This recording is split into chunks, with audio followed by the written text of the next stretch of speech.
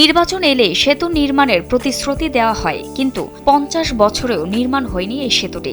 যেন মনে হয় এত বছরেও কথা রাখেনি কোনো জনপ্রতিনিধি।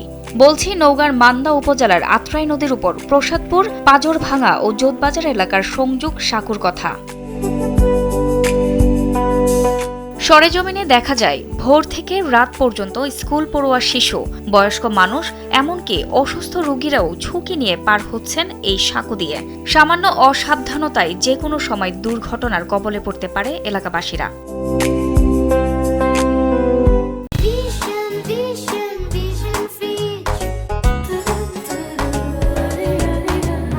নদীর একপাশে উপজেলা সদর, সরকারি হাসপাতাল, শিক্ষা প্রতিষ্ঠান ও গুরুত্বপূর্ণ অফিস থাকায় প্রতিদিন বিপুল সংখ্যক মানুষকে এই অনিরাপদ পথই বেছে নিতে হচ্ছে।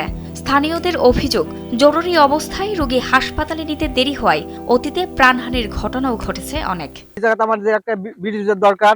14টা ইউনিয়নের সদর হাসপাতাল বর্ষার সময় যখন নদী ভর্তি হয়ে যায়, তখন গর্ভবতী বাচ্চারা, মহিলারা যখন আসে, তখন নদী নৌকা থাকে এই পারে, আর ওই পারে রুগী, হয়তো কোনো রুগী মারাই গেল। নেতারা ভোট আসলে কথা দেয়, ভোট চলে গেলে আর কোনো দেখা সাক্ষাৎ করে না, কোনো কাজও করে না।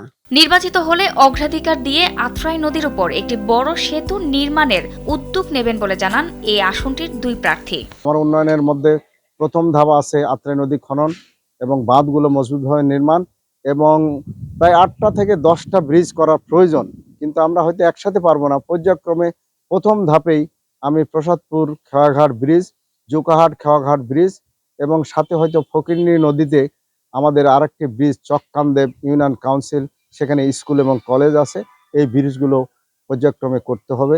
প্রতিশ্রুতি দেয়া বা অঙ্গীকার করা বড় কথা নয়, বড় কথা হচ্ছে এখানে একটা কার্যকর পদক্ষেপ গ্রহণ করে কাজটা বাস্তবায়ন করা। ইতিমধ্যেই আমি যে নির্বাচনী ইশতেহার প্রণয়ন করছি, সেইখানে আমি এটাকে প্রথম অথবা দ্বিতীয় প্রায়োরিটি দিয়ে আত্রাই নদী খনন সহ এইখানে বড় ব্রিজ নির্মাণের আমি প্রায়োরিটি দিয়ে ইশতেহারে এটা রাখবো ইনশাল্লাহ।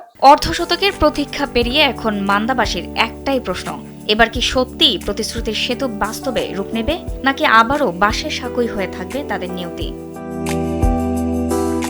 জান্নাতুল ফেরদৌস, কালবেলা।